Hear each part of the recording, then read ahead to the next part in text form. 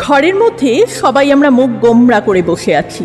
বিপ্লবী আমরা, এখন আতঙ্কে ভুগছি। অনাহুত পরিণামের নমুনা আতঙ্কের আগুন ছড়িয়ে দিয়ে গেছে। কিসের আতঙ্ক? সৃষ্টির আতঙ্ক, নাকি অনাসৃষ্টির আতঙ্ক, নাকি ধর্মের আতঙ্ক, নাকি মান মর্যাদাহীন শূকরের মতো বেঁচে থাকার আতঙ্ক?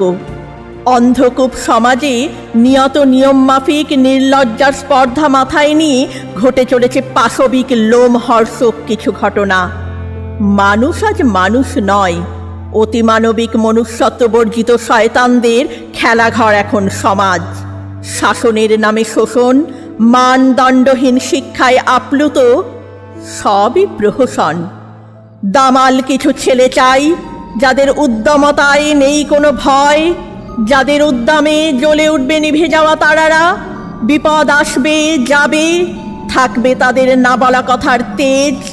ভস্ম হয়ে যাবে সব কিছু, জ্বলে উঠবে প্রাণ, পড়ে থাকবে শুধু ছাই আর ছাই।